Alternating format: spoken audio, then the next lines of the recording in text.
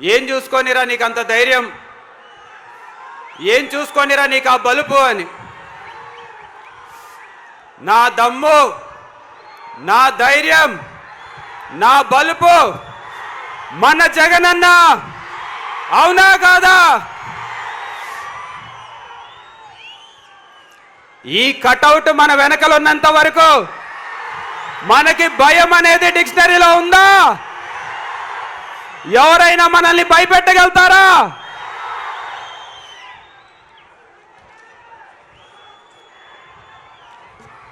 అన్నా, ఈరోజు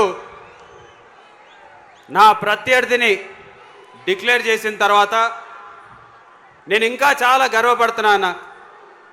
ఎందుకంటే అవతల వైపు నా ప్రత్యర్థి నా వయసు కంటే ఆయన రాజకీయ అనుభవం ఎక్కువ. 15 సంవత్సరాల పాటు ఎమ్మెల్యేగా, 2 సంవత్సరాల పాటు ఎమ్మెల్సీగా, మంత్రిగా, డిప్యూటీ స్పీకర్గా, మండలి చైర్మన్గా వివిధ హోదాల్లో పనిచేశారు.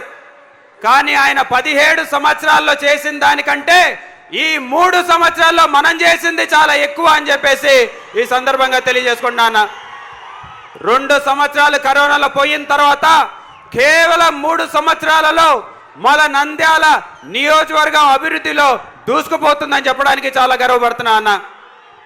ఈరోజు నంద్యాలని జిల్లా చేశాం. నంద్యాలకి మెడికల్ కాలేజ్, హాస్పిటల్ 500 కోట్లతో తీసుకొచ్చాం. నంద్యాల దాహార్తిని తీర్చడానికి అమృత్ పథకాన్ని 154 కోట్ల రూపాయలతోటి పూర్తి చేశాం. కుందు వెడల్పు కార్యక్రమం చేశాం. నేషనల్ హైవేలు తీసుకొచ్చాం, పార్కులు కట్టాం, అర్బన్ హెల్త్ సెంటర్లు కట్టాం, సిహెచ్సిలు కట్టాం, గ్రామ సచివాలయాలు, రైతు భరోసా కేంద్రాలు, పేదలందరికీ ఇళ్ల పట్టాలు, అపార్ట్మెంట్లో సొంత స్థలంలో కట్టాలనుకున్న వాళ్ళకందరికీ హౌసింగ్ లోన్లు, మిర్చి యార్డ్, రైతు పంటలకు అందరికి కూడా గిట్టుబాటు ధరలు.